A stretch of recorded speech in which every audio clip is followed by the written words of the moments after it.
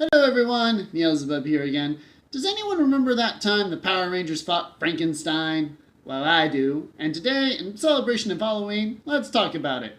Once again, it's Morphin' Time!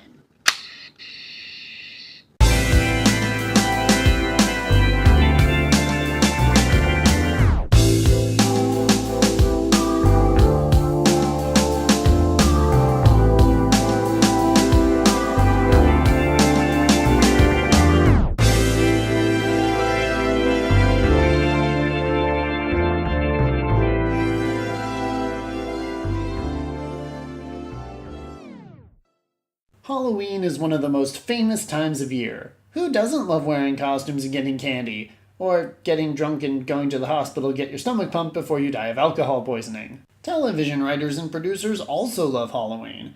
It's pretty standard for shows to have either a special Halloween or Christmas episode, and Power Rangers was no exception to this. On October 30th, 1993, the show's first Halloween special, Life's a Masquerade, aired. Fortunately for them, their Japanese source material, Zyuranger, actually had an episode where our heroes fight Frankenstein, giving them raw footage to use. Let's go ahead and take a look at these episodes and see how well they utilized Frankenstein. Part 1. Rangers and Costumes. Our story begins with a costume party at the youth center, because there's literally nowhere else in the town anybody wants to hang out, and all the Rangers are going to attend and try to win the costume contest. Rita is apparently digging up some clay to make some super putties and sends down a Frankenstein monster to distract the Rangers. I mean, she could have just done nothing, let the Rangers enjoy their party and not worry about any interference in her plan, but whatever. This isn't the dumbest thing Rita's done. Hilarity ensues as Alpha joins the party and becomes a hit with the ladies because, sure, why not? Rita's Frankenstein monster also appears and causes general havoc, leading to what is possibly one of the greatest scenes in the show's history. Get him!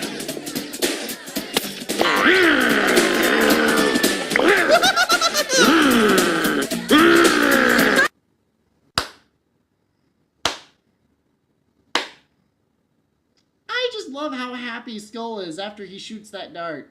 It's just precious.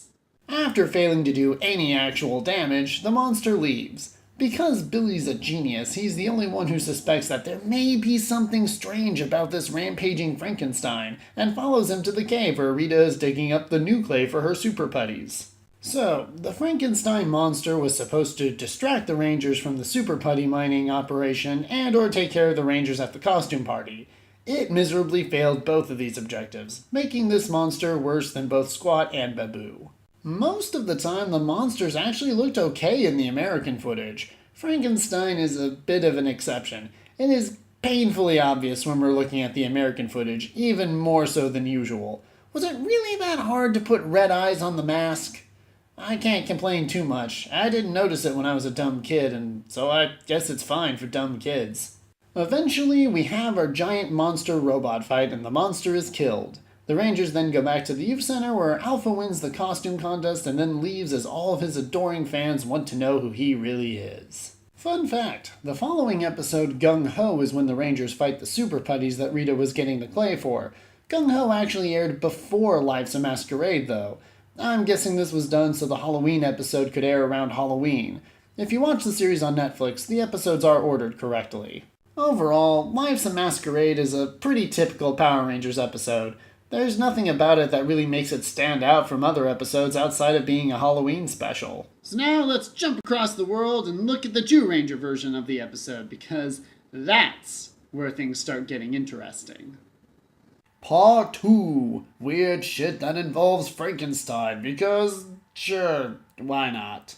This might come as a shock to some of you, but Halloween is not widely celebrated in Japan. They acknowledge it and have some fun with it, but it's not a big tradition or a national event like it is in the States and Europe. And so Japanese television doesn't really do Halloween specials. They just put scary shit in their shows whenever they damn well please, and Zyuranger was no exception.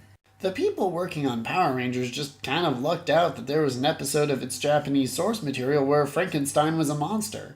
But the Japanese episode itself has nothing to do with Halloween. In fact, this episode is the first part of one of the most important story arcs in Zyuranger. We open with the Blue Ranger Dan. Yes, his name is Dan. We have Geki, Ghosh, Boy, May, Barai, and Dan. Just deal with it. Dan is working a part-time job at a ramen shop because he wants to buy a computer. The other Zyurangers see this and decide they want part-time jobs as well. Barca tells them it's okay as long as their duty comes first. This conflict never comes up again, and it baffles me why it's even in the episode in the first place. After all that pointlessness, we get into the episode's main plot. An earthquake shakes the ramen shop Dan is working at, followed by the appearance of a red gas that brings cockroaches into the restaurant, driving away business. Fortunately, they get some customers, but unknown to our hero, these two men are actually Bookbok and Totpot from Bandora's gang. Their clever disguises hide them, and then there's Frankenstein. Why did those two even bother with a human disguise? They could have just worn paper bags on their head that said normal human person, and Dan would still be scratching his head going, those two look familiar. Shinichi, the restaurant owner's son, gets captured, and Dan gets captured trying to rescue him.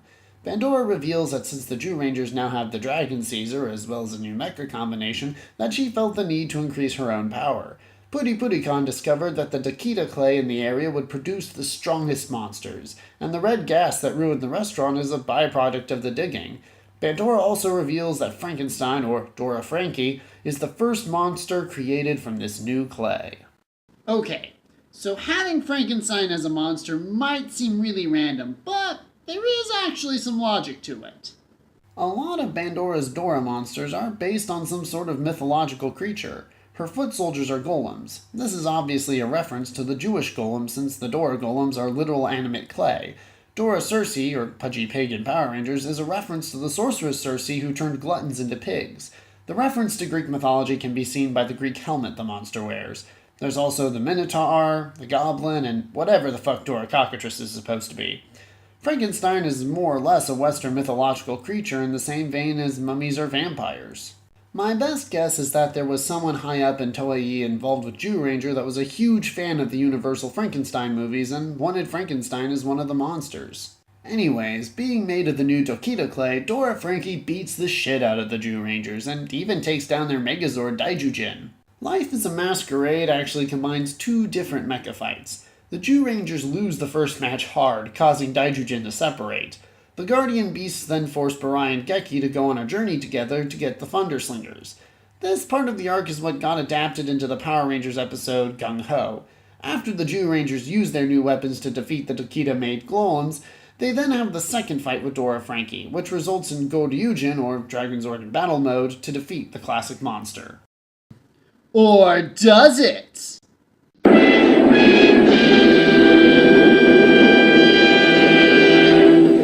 Turns out Dora Frankie has a second form. For you Power Ranger fans, you might recognize this as Mutitis, which was the monster of the Island of Illusion two-parter. Well, just like with Gung Ho and Zyuranger, this is all part of one massive arc which ends in the revival and defeat of the Great Satan, and the Zyurangers getting access to their most powerful mecha, Ultimate Daijujin. Yes, you heard right. The Great Satan. Not the same as the biblical Satan. He's more of an evil spirit that just happens to be named the Great Satan because Japan loves making references to Western mythology and religions. What was just a self-contained, unimportant holiday special in Power Rangers was actually a very important and crucial episode in its source material. But that again just shows the difference in style between these two shows. Up to this point, Power Rangers very rarely did multi-parters, with the Green with Evil storyline being the main exception. Zyuranger pretty regularly did two-part stories, but even for Zyuranger, this was a massive four-part story that got more or less condensed into two unrelated one-part episodes and then another unrelated two-part episode later. Another thing is that Zyuranger, the Japanese show, treats Frankenstein more as a legitimate threat and a force to be reckoned with, whereas Power Rangers just treats him like a big joke. It's interesting to see how an American icon was changed for a Japanese audience and then changed again for an American one. Well, that's all for now. Till next time.